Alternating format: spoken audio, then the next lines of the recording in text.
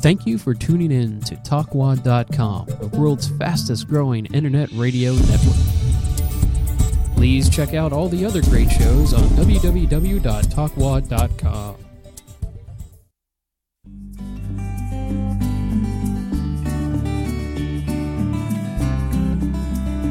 TalkWad Radio Network welcomes you to the SpiritPioneers.com channel, where you can find Momma J Speaks, also simulcasted on theartsradio.com channel as well.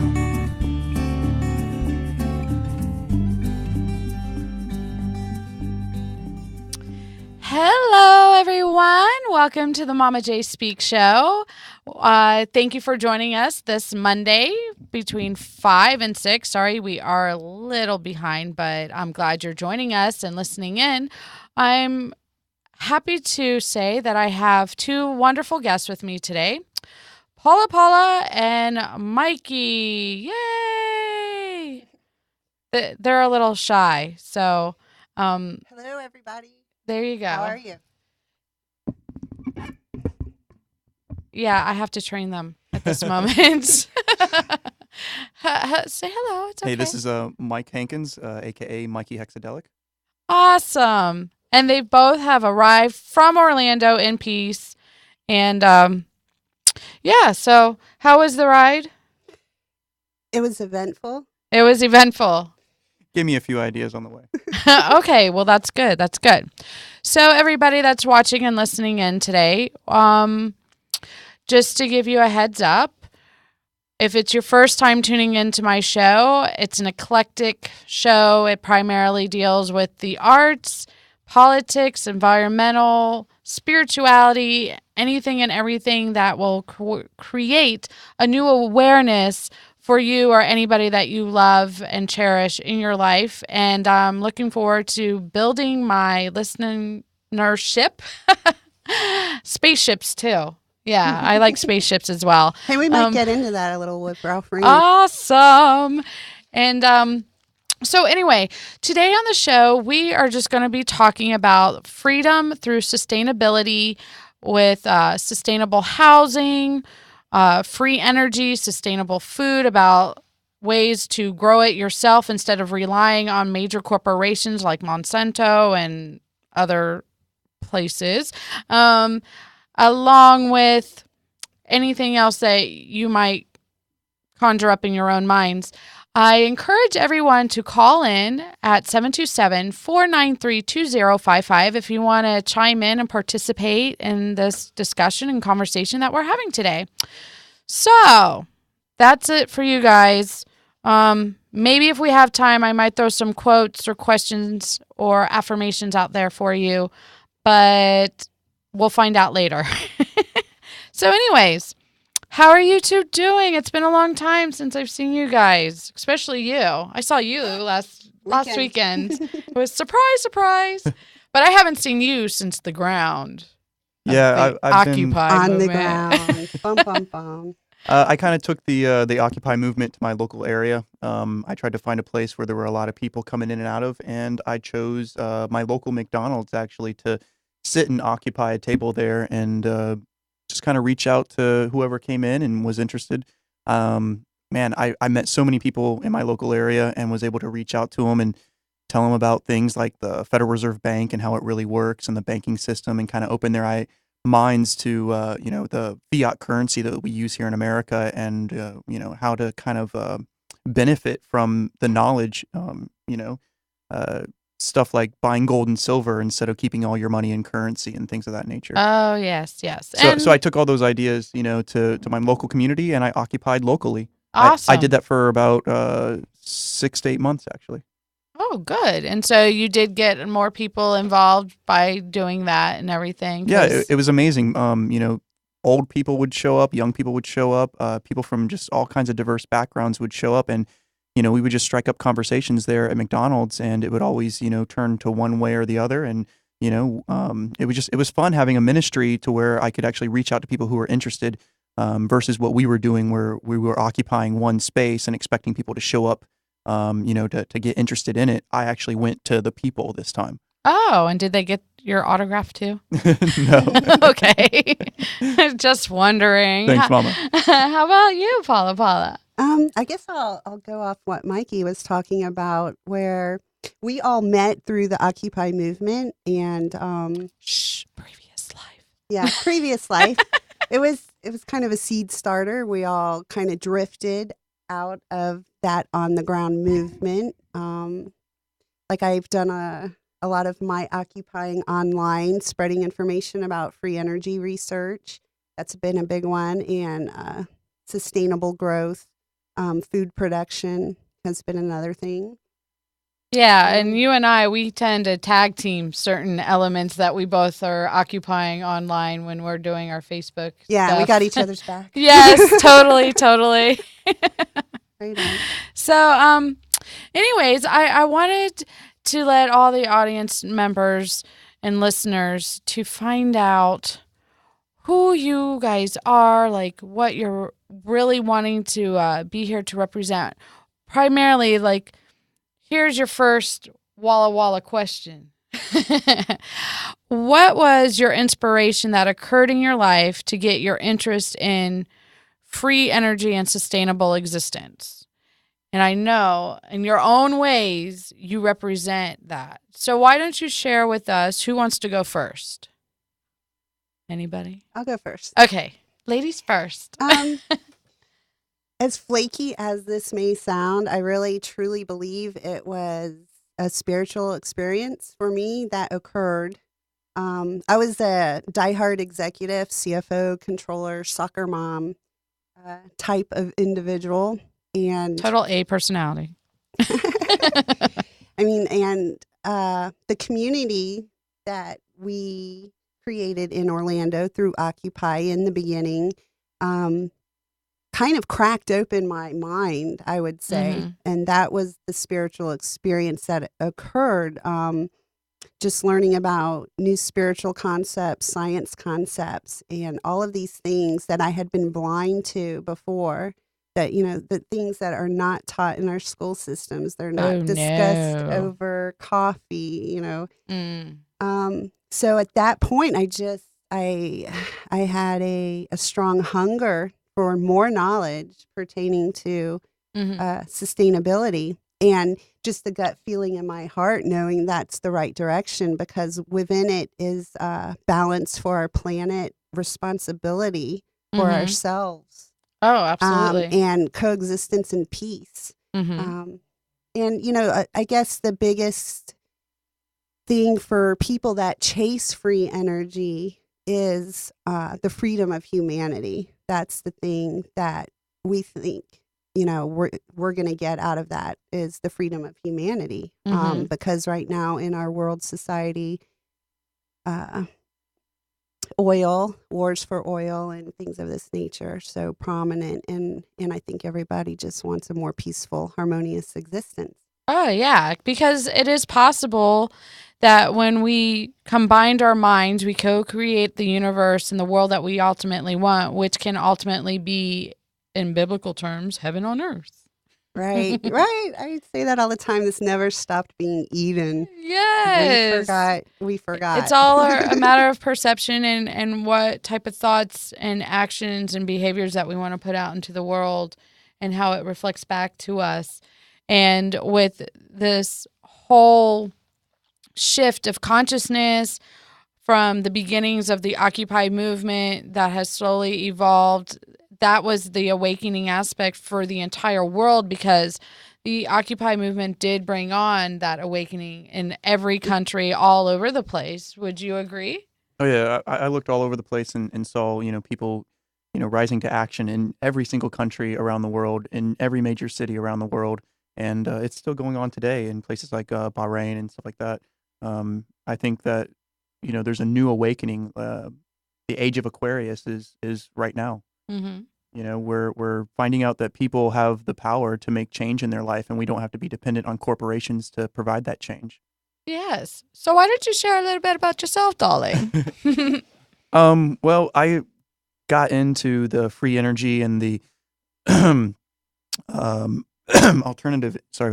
alternative energy sources when I started recognizing that there were different ways to do stuff. How do I put this? I saw a paradigm kind of happening where my friends that didn't have a lot of money seemed to be economic prisoners in their own home because they couldn't afford to travel. They had a car, they had gas, but they just couldn't go and really do anything. They had to use that gas to come back and forth from work. And once they got home, that was it. They really didn't have money to travel. And I started noticing that there wasn't just one or two friends of mine that were having this type of problem. It was actually a group of people that I kept meeting that were on the lower class of society, and they didn't do anything wrong to deserve this. They had jobs, they worked, but they had to pay for their families and their children, and they just couldn't afford that extra little bit of gas. So I started looking into alternative sources of energy, and I stumbled upon. I studied what was it? It was a NASA document where people back in the 70s had tried mixing gasoline and hydrogen together in combustion cars like we use today. And they were able to get fuel increases that were astonishing. So I went in my garage and I started putting together a fuel cell of my own that would break water into hydrogen and oxygen. And then I used that to put into the air intake of my vehicle.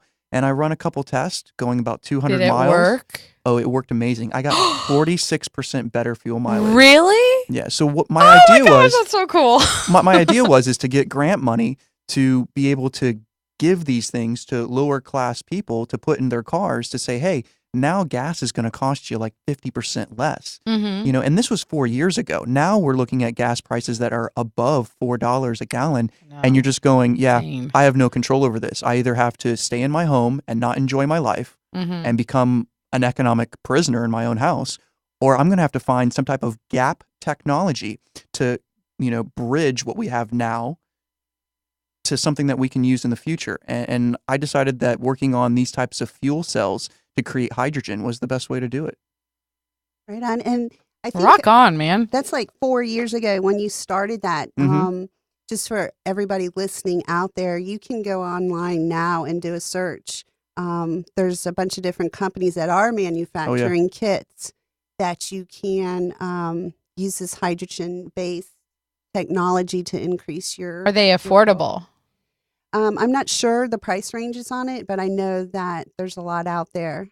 There's a lot of options to look at and do your research. And yeah, on the technical side, it can be affordable. But what we've learned is that a lot of people were using stainless steel inside of their components. And when you run electricity through stainless steel, the stainless steel breaks down into ferrite, which is the steel. And the stainless part, what makes stainless steel, is chromium. And so what you would get is you would get hexavalent chromium. And so I don't know if anyone ever saw the movie Aaron Brockovich. Oh, yeah. That was a great movie. Yeah, well, in Aaron Brockovich, the children were exposed to high levels of hexavalent chromium, and it caused, cancer and deformities and things like that. Well, once we learned that stainless steel is what would actually cause that to break down in the water, the whole community started using different technologies. Stuff like taking the stainless steel and putting it into an acid bath so that the chromium is on the outside and there is no ferrite to break off.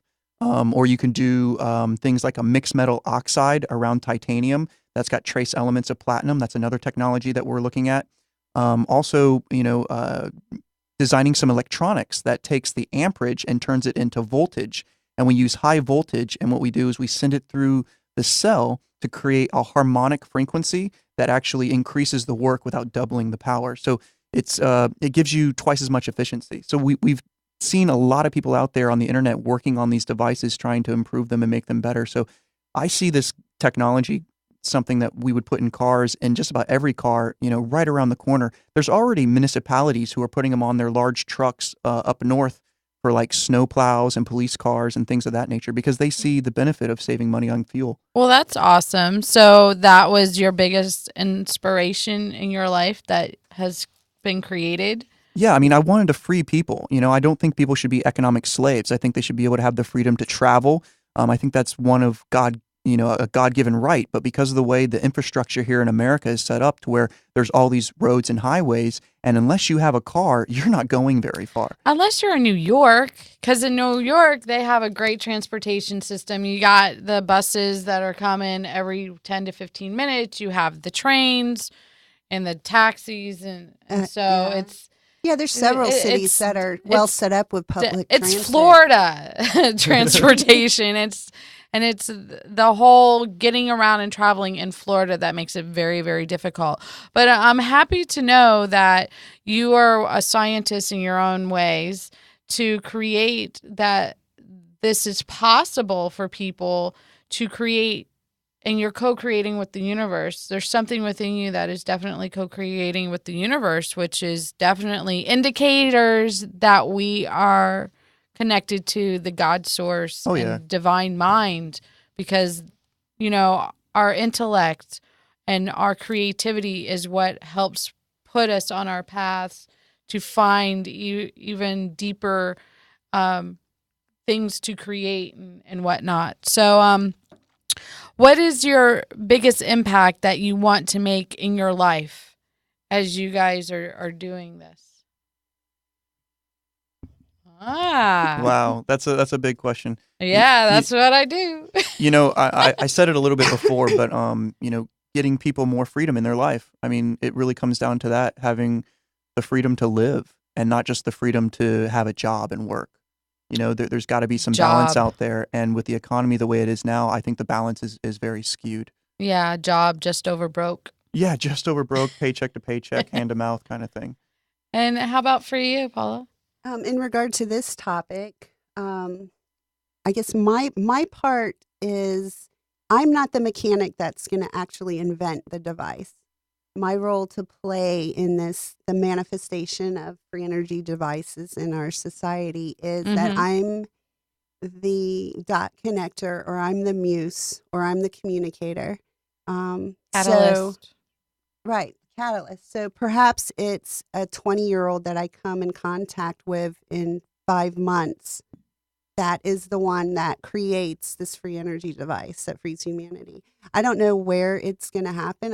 I know that I'm driven to be part of it, and I'm pretty optimistic that I'm going to see it in my lifetime, because we're seeing this spread all over the internet, and I belong to probably at least 20 groups in Facebook where we have probably over 10,000 group members who are technologically minded and mechanically able, and they're out there experimenting. And, and I'm really seeing this lift off a lot with younger people. Oh, yeah. Young people. Love young people. It helps me get back to the fact that I'm young, too. Momma J, now that I've had a second to think about it, I remember what actually inspired me to start doing this in the first place. I was watching Mythbusters. And they had actually taken on that whole topic of, can you run a car off of hydrogen? And I was kind of floored that they said it was busted. So that's why I did. I wanted to prove them wrong. Well, not just prove them wrong, but I have a big, huge problem with misinformation, and I wanted to say, hey, is that misinformation or is that true information? So, I went through and I looked at a lot of these, alternative energy devices and a lot of these free energy devices.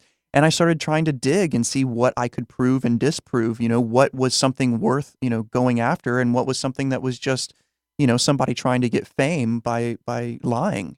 So I was really out there trying to prove and disprove things. Well, if you think about it, our whole society has been pushed back many centuries because they do not want truth to be out there.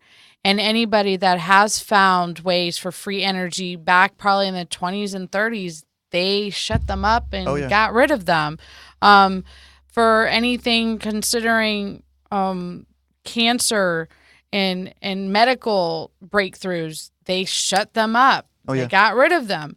So as my show is growing in whatever capacity that it's meant to grow and reach people, this is the type of intention that I want people to start waking up to and becoming truly aware of, and start finding and researching, because you have 2 people with me today.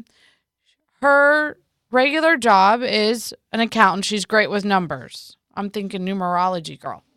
And then you, Mikey, you're a programmer, correct? Yeah, I do information technology. So they have the regular type of 9-to-5 type jobs, and they're educated people, Absolutely. but they have gone beyond what society says that they need to be doing, and they are looking beyond the box, because in our society, we are programmed and we are conditioned to only think and be a certain way. And anybody that is beyond that, they're always wanting to shut us up and tell us we're nuts and we're crazy, and clearly we're not. We have the keys, and every single one of us within our lives, within our being, does have the keys. It's just a matter of remembering that we can do it ourselves. And when we connect with one another and we have these conversations with one another, we can start finding ways to start making the changes that we do want to see in our lives. Right. I totally Right? agree. And, talking about waking up, I think a good way to bring that into your life is just start questioning everything. Oh yeah. That's the big thing. Question everything. I was and questioning stuff at 12. They put us through school, and it's like 12 years of, do what you're told and don't question what you're told. And then you get out in life and you're kind of used to just doing that. So you go to work and you don't question anything. You just do what you're told, and I think questioning everything that you see around you will allow you to start viewing things with your own perception, your own mind. I question everything all the time. That's what got me into understanding how the banking system works and the Federal Reserve Bank and all that, because I finally said, I want to know what's up. I started questioning. Oh, did you see the documentary Follow the Money? No, not yet. Oh, totally check that one out. Or Thrive. That was I a love pretty, Thrive. Yeah, Thrive yeah. was a great documentary. Yeah, absolutely. Thrive was probably the first documentary that I watched that was part of this movement, and it really shook me because especially the alien part. Actually, Yeah, exactly. that was the thing that my belief system. I had all my belief systems in place and their walls. So Yeah. Were they steel walls? they were titanium. I felt the same way. Titanium. And, but the other things in that documentary just hit me. So I had no choice but, instead of just with my belief system saying this is impossible, I'm like, well, let me question it. So I went out, and that documentary couldn't change me. I had to change myself and go out and look. And then I started seeing the defense minister of Canada openly saying that UFOs do exist. Yes. And, that was, and then, you start finding all these astronauts. I mean, these men were noble men that had to jump through fire hoops to get into the NASA program, let alone to actually get launched up into space. So for them to, after the fact, say, hey, I saw this or I saw that pertaining to unidentified flying objects, they were putting their reputation and their self out on the line. And that, to me, gave them a great amount of credibility. Right. So, but it was like, yeah, Thrive jarred me like, what? What do you mean aliens? What? And then it's like, well, let me look at this myself, because for my belief system to change, we have to change it ourselves. Exactly. Nobody, you can yell at me about something that you believe, and it's not going to change me. No. I have to until you're myself. ready. Yeah. Until you're totally ready. So, we have some information about freedom through sustainability that Paula has conjured up out of her mind. She was deeply inspired from the co-creating of the divine mind, and it came down into her senses and everything. Yes. Through meditation. And so she's created, which I did post on Facebook. So if any of you are watching and you have found me on Facebook at mommajspeaks.com, you'll notice that I put the events up for my shows and everything. And I did put up there your list. The whole thing. Oh, wow. So you guys can read along if you want, but we'll just touch on some of them here and there, like the sustainable housing. I definitely want to see sustainable housing. It was so funny. Yesterday, I was with my mom at Walmart. And I'm like, Mom, we should look at some tents. I just have this feeling that I need to get a tent. And my mom, she noticed, she goes, isn't it interesting? They make tents a lot of domes, but yet they won't make buildings and homes dome-shaped. And I'm like, good observation, Mom. So I came across dome homes probably about 5 or 6 years ago. Monolithic dome homes, and then I recently let you know about it. Mm-hmm. And then you've done some research. Did you look up monolithic dome homes? I did look it up, and I think we had spoke before that in my research of energy flow and frequency, and we were talking about spatial design, that a dome, air circulates, energy circulates better inside of that room. Like basically right now we are all in the worst structures possible. A square. Yeah, a square is the worst. Isn't that cool? Possible structure. Yeah. To be in. But a big thing about the dome constructions are the versatility of the stability of them. Especially here in Florida, we should really, coastal cities, because they're solid. I think most of them are solid. They're concrete based structures. Am I correct in that? So with the shape of them, it cuts off wind shear. It cuts off all these nasty elements that we're forced to face in Florida with hurricanes and things of that nature. So that was a really interesting aspect of the dome. And a lot of them, they kind of get into similar to earthship construction, where you're anchoring these homes inside the ground. So you're getting some efficiency in cooling and heating abilities once you anchor into the ground for your living structure. Yes. Well, not only that, but they also use the whole aspect of the polyurethane foam and rebar, and it's layered upon layered and everything. They actually, out where they are located, people can actually go out there and learn how to build their own monolithic dome homes. And that is one of my goals, is to do like a crowdfunding type of deal, where I can get enough money, and so get a group of people together where we can all go out to the location that they're at. I think it's out in Arizona. Maybe. I'm probably wrong. I have to look it up. I did know it by heart for a long time. But at any rate, that's one of my goals, is to do that and get people together so we can start creating communities and implement the sustainable aspects into these communities of solar energy, hydro energy, aquaponics, or front yard gardening and stuff like that, you know. I don't know how soon that'll occur, but it's in my vision. So everybody, if you want to see this happen with me, y'all pray too. Okay? Absolutely. And we all come together and we make this happen together, because it is a group effort of like minds coming together and seeing the vision as well, you know. So that's one element. And then you found some stuff pertaining to the energy, free energy. You have under sustainable food here, Monsanto. What was that all about? Oh, that was just to bring up the anti-Monsanto topic. Okay. Yeah, this was actually meant to be a note sheet. I didn't know it was going to be published, but that's okay. Oops.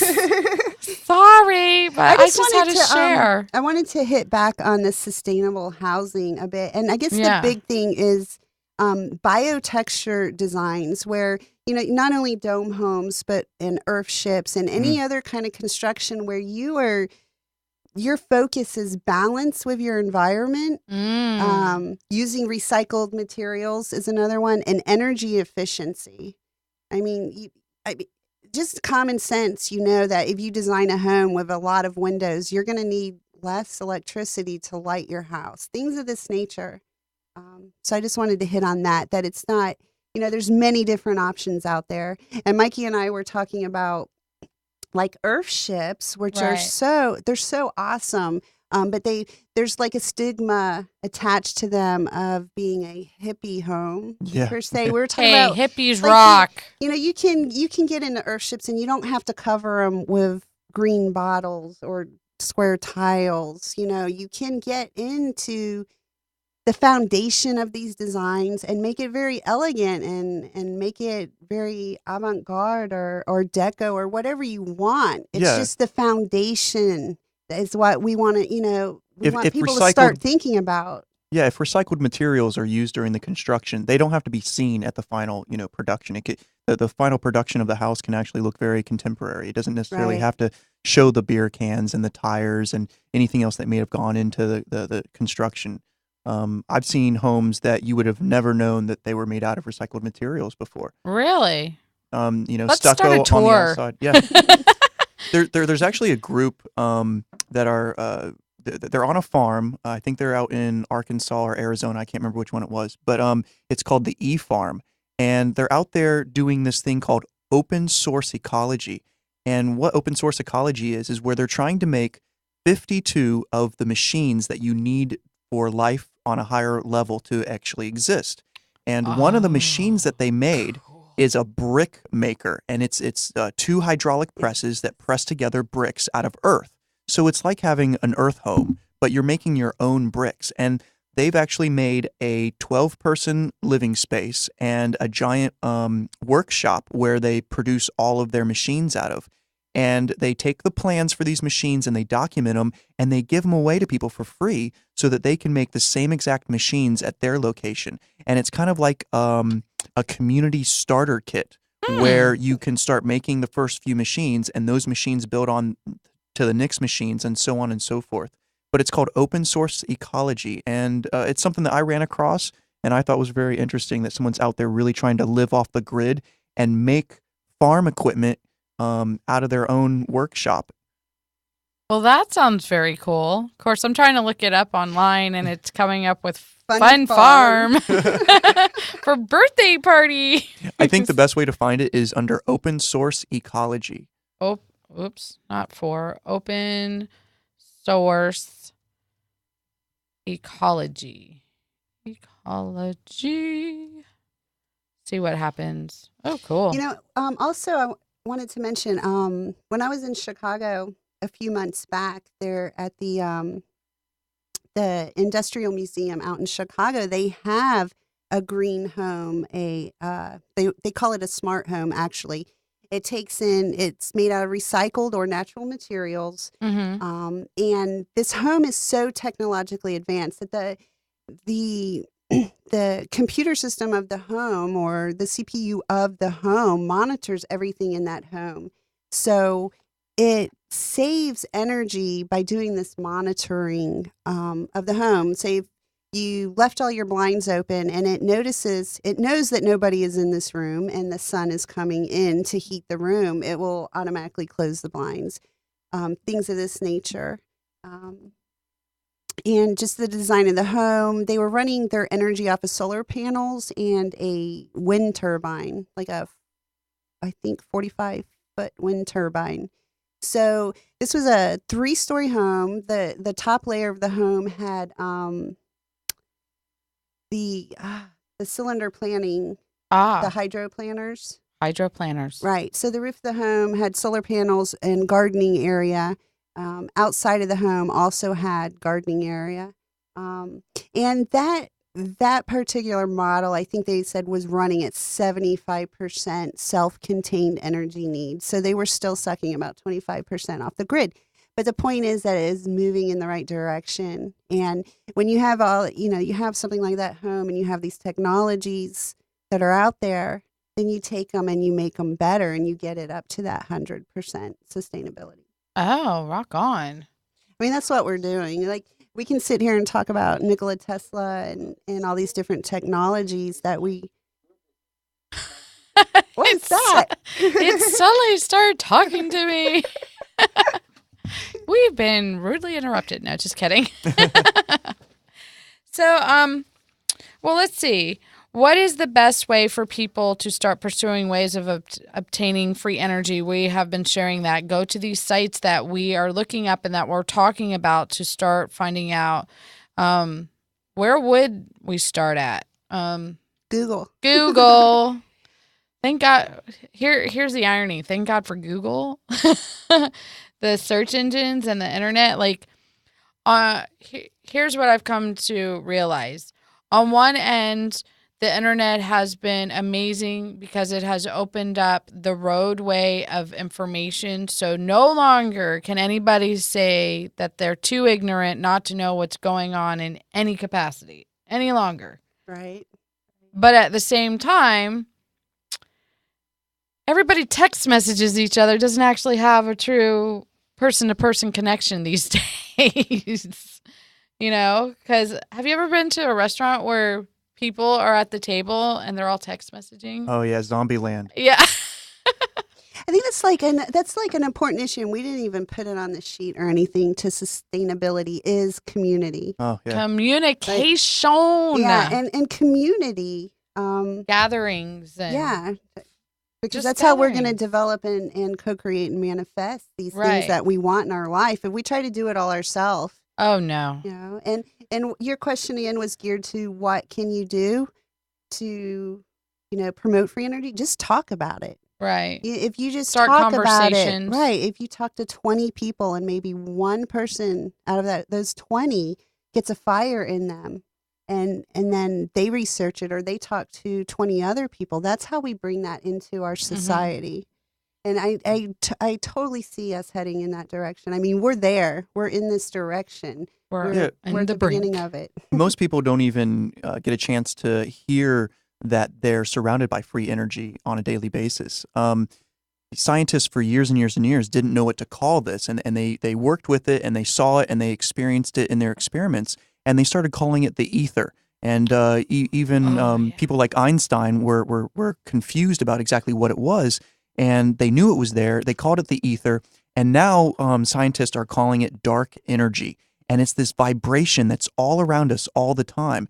And there are actually people out there who have developed mineral batteries that can actually absorb this radiant energy that's all around us and produce an electrical current. There's a scientist, I can't remember his name off the top of my head, but there's a scientist up in Canada who is renowned for these types of batteries. So there's free energy all around us, and we have the ability to tap into it. But what's going on is that when someone gets a patent for something, that patent will get bought by a large corporation, and that large corporation will put it on the shelf and will never touch it. And no one can go and use that patent for free energy because that patent's owned by a different corporation, and they'll get sued if they try to use it. Okay. Well, Yeah, another name for that too. I mean, we can get into Pond Science Institute. Oh, yeah. Sympathetic this book, vibration. the Yeah. physics of love has Keeley and Pond Keely, yes. and Tesla Oh, and yeah. all of those people. This book, The Physics of Love, it's a purple book. Edgar Cayce, John Keeley, Rudolf Steiner, Dale Pond. Those were the authors that contributed to this book back in the 1920s. And this book is created. Well, Dale and Pond is very it's- much alive today. Well, then Thank that God. was his. He very, probably contributed to it as well. But wow, I'm going to have to ask Dr. Pond about this. Did he publish this? see, Dale Pond, Edgar Cayce, John Keeley, David Rudolph, Nikola Tesla. Wow, Dr. Pond must have published this book because all the other mentioned names are scientific pioneers in the free Yes. energy field. And I am Yes. assuming that Dr. Pond published this book with their writings. And This had book no is idea. so intense and so technical. Oh, you would love it. I know, Yeah, you I'm guys- drooling right now. they have got to check out the Pond Science Institute. Oh, yeah. Dr. Dale Pond has created the SVP Wiki, which has tons of information. So I'm glad. I can't believe you just pulled that up. Well, I've had this book before. It was in my possession at one time, and I let some borrow. I gave it to somebody to borrow. I think it was a science instructor, and I don't recall ever getting it back. So I want it back because it was such an intensely mechanical but yet at the same time, it totally connected the dots to spirituality back then. I mean, Right. and that's what was like, oh, yes, it does exist. That's the big, huge thing about free energy Mm-hmm. is the conceptual, heartfelt, I don't know, knowing about it. Because I can't say understanding, but I can say knowing about it is both scientific and spiritual based. That's the key factor. Because if you look at John Keeley and Walter Russell and Nikola Tesla, these were all extremely spiritual people who had metaphysical people. right, metaphysical, spiritual people that through their scientific investigations and research and their spirituality combined have, got us to the advancements where they got us with all these theories, ideologies that have manifested in the past. And, with Tesla, I'm a skeptic. I really am in a lot of ways. And so. Free energy pioneers. Yeah. Woohoo! Yeah, I'm a skeptic too. I have to make sure everything's proven before I even talk about it. I want to Right. know that something actually did happen. I want to see physical proof. That's why I had to look at Stanley Meyer's experiments with the hydrogen fuel cell before I even pursued it. I had to read what NASA did with hydrogen back in the 70s. I had to look at the first person who ever did the experiment back in 1880 to create hydrogen. I think it's called the Higgins experiment. I had to go through so much before I even started doing the physical experiments on my own car, in my own garage. I wanted to make sure that everything worked. So when I see something about free energy, the immediate thing that I do is go, okay, well, let's see if this is something that's legitimate or not. Because there are a lot of people out there who want the fame and the 15 minutes and they will lie to you. Right. So, Mm-hmm. trying to squeeze all of that out of the way and just make room for the truth is been very difficult for me and a lot of people who want the actual technology that really does work. And so it's a shame that people get in the I way like agree. that, but it does So- happen. Yeah, I totally agree. And I would love for somebody out there that has the time and the funding to do a documentary on free energy now, because we see all these promising videos and people are talking about it, but there's no schematic. So, for somebody to travel the world and either debunk all of these claims of free energy discovered devices or gathering the information to support it one way or another. It's not going to relinquish the fact that I do believe in it. Uh-oh, Paula, sounds like you've got a reality TV show in the works. Fine. Let a major The search for free corporation energy. make a reality I show think on we it. all I should don't just put our care. heads I would together and love make it that. happen. We should just put our heads together, and after the show, the three of us, we're going to conjure up something. I can feel it. 15 more minutes? Yeah, 15 more minutes already. Can you believe it? I can't believe it. It goes fast when we're having fun and we're having good conversations about stuff that does matter and does exist in this world and can happen. And so let's see. What What else else can we do talk I about? have? Have you ever How- talked about I'm sorry. How long have you been pursuing this research? What was your turning point that got you fired up? I kind of already answered that, but that would be October 15th, 2011. Okay, just was my checking, making turning sure. point. Now Um, people definitely do know that. Man, I would have to say that that was the day that Yeah, ahead. that totally was. He never answered it. Well, I know that back in 3rd grade, I was trying to hook an electrical engine to an electrical generator, okay, for a science fair, and I was disappointed when they told me that didn't work. And really? yeah, so I was into trying to find this way to create energy out of nothing or a more sustainable energy. I didn't have any idea of what kind of economic effect it would have on the world. I was just doing a science experiment. But ever since 3rd grade, I've been interested in the electricity and how things work and how to make that kind of thing happen where you're creating energy out of basically nothing. Now today I realize that would free so many people and so many households from this electrical bill that they have to pay every month just so that somebody can burn fossil fuels for them. I think that there's a lot of really amazing technologies out there that we could start using instead of burning oil and burning, coal and the nuclear technology. Now with all these nuclear scares like Fukushima and stuff like that, it's making, nuclear technology look more and more scary. And I don't want, the whole Pacific Ocean to be poisoned with, Fukushima radiation, but it seems like that's what's going on now. So we really have to take a look, take a step back and look at, the years of energy that we've been creating and say, is this the same thing we want to live? I'm sorry. Is that the same thing we want to leave for our children and our grandchildren? And for me, it's no. That's not what I want to leave at all. I want to leave a world that's better than the one that I came into, not worse. Right. Yeah, absolutely. And for yourself? Go on with what you were going to be saying beyond. I was getting totally sucked into that. I know. But I mean, talking about the Pacific and Fukushima, I mean, we right here in our Gulf waters, we're still experiencing contamination issues that we're seeing in our wildlife. And y'all did not go to Speak Up Wakaiva. Just a matter of a few months ago, reports of dolphins still birthing babies in our Gulf waters. I mean, it's still all types of deformities affected. Yeah. And so that's a reason. Our water is really getting bad.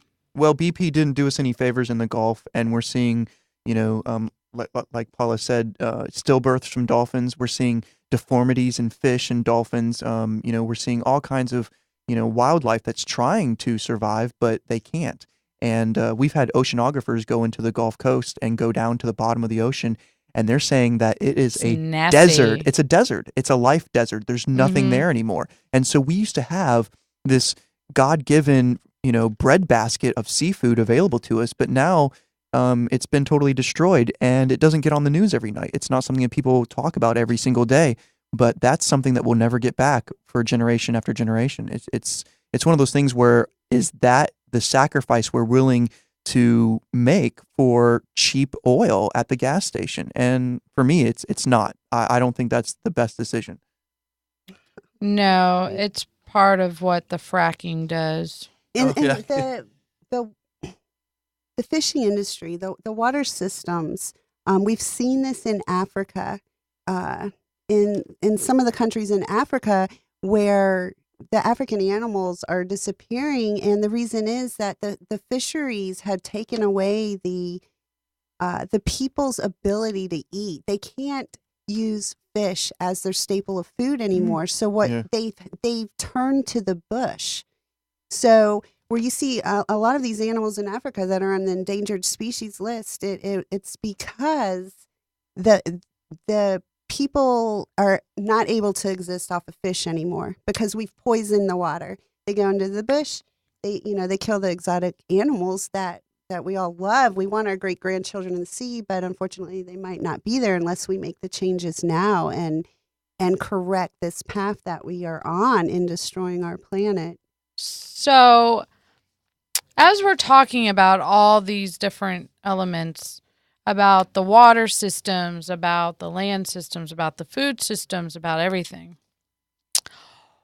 what can we all do to start making the changes? Is it a matter of going to our politicians and start raising a ruckus with them and sending them letters or calling them and leaving them messages saying, listen, the systems that you're using to do this, and this is not working. It's not doing well for our environment. It's not doing well for our human society. It's not doing well for our economy.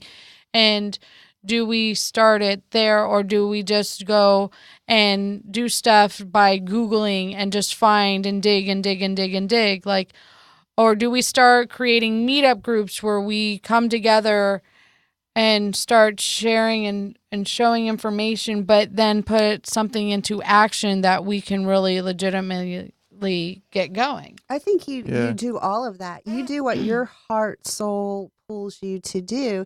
And Momma J, as far as food is concerned and sustainability, we recently at a church community that I go to, it's like that I used to go to. That's my home church. Yes. So we had like this visioning committee that we want this sustainable garden because we like to eat, and we cook these huge spreads every single week after services. Mm-hmm. And we're like, well, let's be responsible. Let's be sustainable. This facility has already gone green. They're taking it a step further. Yeah, because it's been in the works for a couple of years. Right. Well, it's like they had this visioning meeting 2 weeks ago. We broke ground this weekend. Yeah, it happened that fast, and it's everybody taking responsibility as a community. Mm-hmm. And what we hope to accomplish is sustaining the food needs of this community with its events, having food for the community, fresh organic food where there's no pesticides or fertilizer, unnatural fertilizers, chemical fertilizers. But another big thing with that is that we're teaching our children how to grow food. And this is so important. And, we've had some economic crisis scares, financial crisis scares. And if you can just think about this, in the 1930s when we had the Great Depression, where, I don't know the complete statistics to tell you, hundreds of thousands of people out of work. I don't know what it was. But when you think back then, people grew their own food. Mm-hmm. So while, don't quote me on my statistics I'm throwing out here. Let's say if 25% of the U.S. population was out of work with no money, they still were able to live because they were growing their own food back then. So think about this in our time where we are so dependent on a system. If let's say a solar flare, bam, knocked out all of our electronics. Oh yeah, that can happen. Satellites. This can happen. And it's happened before in the past. Well, we can't go to the store. It's on the verge. We can't go to the ATM and take out money to go to the Publix to buy food anymore. How long are we going to exist without chaos, without food? So that's the biggest thing that hits home to me is sustainability of life. And responsibility for life, where I want to take responsibility for my life, what I put out into the environment, and not rely on a system. Yep. So, I think that's a big part of all this, and everybody feels that. I think learning what personal responsibility really is and teaching other people about how to use that in their own lives is a lot more effective than going to like a politician and asking them to solve it for us. Right. Yeah. We really have get to take away it on from to our politics own. altogether. And bottom up. I mean, they've had plenty of change. time to make good changes for the world, and it seems like they're more interested in their own pocketbook or their friends and their friends' needs, and not really the people's needs. There's so much restraints because politics, you're playing politics. Somebody spent $1 million to get you into office, then you're hard pressed to do what they want you to do. Right. You're their monkey. Yeah. So, be the change you want to see in the world. Yeah.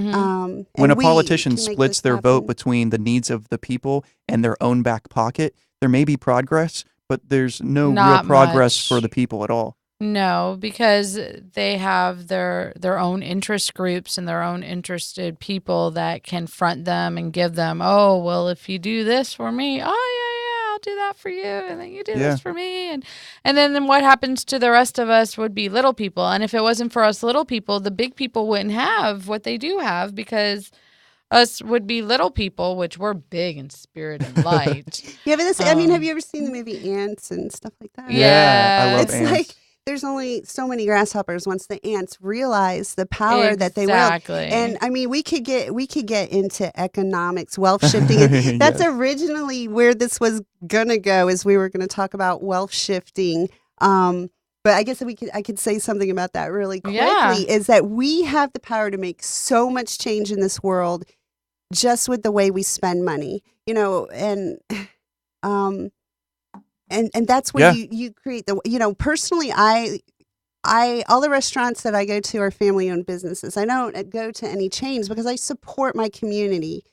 Yeah. And in today's day and age, your vote is the dollar that you spend. If you want to vote for something, don't go to Walmart and give them your vote. Don't give them your dollar. Go to a local If a you're business. anti-Walmart, then just be the change you want to see in the world and don't go to Walmart. Hey, sometimes I still go with the convenience of Walmart. Sorry, people. You know, and It's a reality for some people. That's good. Do I go too. there that That's often? good Not too. really. I mean, if that fits into your economic stratum, and that's Aldi's is good. Have you been to Aldi's? Oh yeah. yeah. Aldi's rules. I like Aldi's. I am so fortunate in the area I live. I live in College Park, near so Thornton you Park, have Audubon the Park. market. We have farmers markets everywhere, and Yeah. Oh, I They're would all over prefer that. Orlando area. yeah, If and a it lot of was- organic growers, and there's co-ops popping up, and this is like the change that I'm seeing. I am totally seeing everything change in Right. front of my College eyes. Park is Yeah. a good place to Just be. the community of Orlando, where all of these community-based things are popping up. You know, the farmers Yep. markets, the food trucks.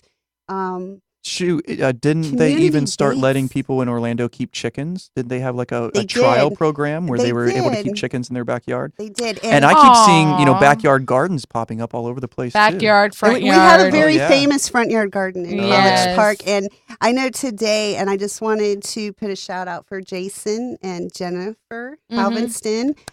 They are the property owners in College Park who have a beautiful front yard garden. Exquisite. Yeah, I had them on It last looks week. like 10 times better than my front yard. Oh yeah. It's the only problem. It's I mean, beautiful. I have like They were on my show last week. They did a call and guest great. spot. Yeah. Well, wow, that's today was. wonderful. I'm pretty Yeah. sure today the board meeting was having the decision, and unfortunately, I don't know how that turned out. Well, but I'm I'm sure we'll excited. find out, and the board papers was will get the making news the decision, and I have a pretty good And- feeling it's going to go. It in a their positive way. direction. Yes. I don't see why not. Yes, because we're making waves in every direction and making it a positive thing, because it is to help change society's viewpoints and right. and make it better for everybody, so we can coexist, so we can sustain together, and let our little children I see all these little kids that are being born and everything. Those are our leaders for our future. And so we got to save from the screw ups that our generations and before us have done, and really switch it around. But well, we're just about out of time, everybody. So This was so much fun. yeah, I had a great time. Hope Thank you guys you enjoyed it for and having me here. Yeah. I really enjoyed it. I hope you and- guys decide you want to come back Yeah, and, thanks for and having me. stuff, promote your businesses and, all that good stuff. Donate. Donate, anyone out there. If you want to support and sponsor my show, definitely call the studio and let them know. Yes, and please do. This is the kind of programming we need out there, where it's just, Absolutely. I'm the accountant soccer mom, the programmer, and we're coming on this show and offering, our opinions. We're just like you, and we all can make this world change together. Absolutely. And I do my own thing, and I'm a catalyst and create, but I like being the unifying person. Let's synergize and get the energy going. So everybody out there from Orlando to Sarasota to St. Pete, Clearwater, Tampa Bay area, thank you so much for tuning in. Thank you for joining us this Monday from 5 to 6 p.m. Please join us next week, because more guests, more surprises, more different outlooks, and different viewpoints. So we'll see you next time on the Momma J Speaks Show. Bye. Bye guys. Bye.